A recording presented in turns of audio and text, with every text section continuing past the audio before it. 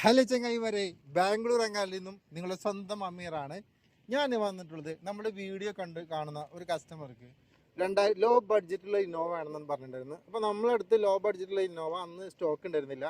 അപ്പോൾ ഞാൻ UP ഉണ്ടാകുമ്പോൾ നമ്മളോട് പറഞ്ഞ ഒരു ലോ ബഡ്ജറ്റ് ഇന്നോവ എങ്ങനെയും ഒപ്പിച്ചിരുന്നു പറഞ്ഞ് അങ്ങനെ ഞാൻ കസ്റ്റമർക്ക് 2011 G4 വണ്ടി ഫോട്ടോ മാത്രം ഇട്ടെടുത്ത് വീഡിയോ ഇട്ടെടുത്തിട്ട് കസ്റ്റമർ പേയ്മെൻറ്റ് ചെയ്തിട്ട് കസ്റ്റമർക്ക് ചെറിയൊരു കമ്മീഷൻ മാത്രം എടുത്തിട്ട് കസ്റ്റമർക്ക് ഞാൻ വണ്ടി എത്തിച്ചു കൊടുത്ത് ആ വണ്ടി ഇന്ന് ബാംഗ്ലൂർ ലോഡ് ഇറങ്ങിയിട്ടുണ്ട്. അപ്പോൾ ആ വണ്ടി നിങ്ങൾക്ക് ആ വണ്ടി എങ്ങനെയാണോ UP നിന്ന് വന്നത് ആ ഒരു സിറ്റുവേഷൻ ആ ഒരു കറക്റ്റ് ആ ലുക്കിൽ മാത്രം കസ്റ്റമർക്ക് കാണിച്ചു കൊടുക്കുകയാണ്. കാരണം അവിടുന്ന് പറഞ്ഞ വണ്ടിയിലെ എന്താണ് അവസ്ഥ എന്നുള്ളത് ഡയറക്റ്റ് ആയിട്ട് കഴുകുക പോലും ചെയ്യാതെ ഈ കാണുന്ന കണ്ടെയ്നറിൽ നിന്നും വണ്ടി ഇറക്കിയതിന് ശേഷം കസ്റ്റമർക്ക് കാണിച്ചു കൊടുക്കുന്ന വീഡിയോ ആണ് ഞാൻ നിങ്ങളുടെ മുന്നിൽ വന്നിട്ടുള്ളത്.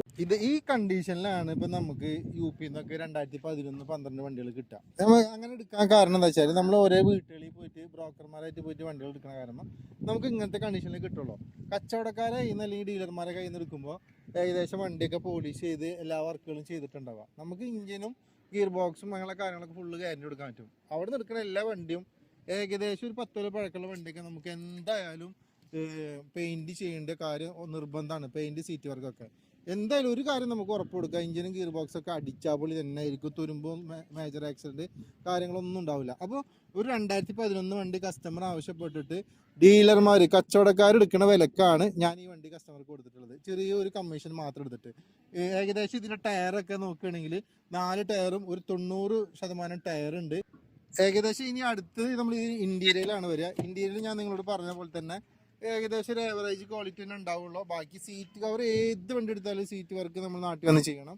പക്ഷെ ഇതിൻ്റെ ഒരു ഗുണം എന്താണെന്ന് വെച്ചാൽ ഇതിൻ്റെ ഡാഷ്ബോർഡ് മൂലം കാര്യങ്ങളൊന്നും ഓവറായിട്ട് സ്ക്രാച്ച് കാര്യങ്ങളൊന്നും വന്നിട്ടില്ല. സെക്കൻഡ് ഓണർഷിപ്പോടുള്ള കൂടിയുള്ള വണ്ടിയാണ്. 1.5-1.25 ലക്ഷം ജെന്യുവിന് കിലോമീറ്റർ കാര്യങ്ങൾ വിത്ത് സെക്കൻഡ് കീ അടക്കം മറ്റുള്ള പണികളൊക്കെ ചെയ്തിട്ട് കൊടുക്കാനും പറ്റും. അതല്ല ഈ ഒരു കോലത്തിൽ തന്നെ കസ്റ്റമർക്ക് കൊണ്ടുപോയിട്ട് കസ്റ്റമറുടേതായ വർക്ക്ഷോപ്പുകൾ ഉണ്ടാവില്ല, അവിടെ കൊണ്ടുപോയി പണിയാനും നമ്മൾ കൊടുക്കും. അപ്പോൾ ഇതേപോലത്തെ നല്ല അടിച്ചാപ്പൊളി വണ്ടി ആവശ്യമുള്ളവർ തീർച്ചയായിട്ടും നമ്മളെ ഈ താഴെ കാണുന്ന നമ്പറിൽ ബന്ധപ്പെട്ടാൽ ഫുൾ ഗ്യാരണ്ടിയോട് കൂടി നമ്മൾ വണ്ടി എത്തിച്ചു കൊടുക്കും UP നിന്ന്. ഇൻഷാ അല്ലാഹ് നല്ലൊരു വീഡിയോയുമായി വീണ്ടും വരുന്നത്. Bye bye, see U.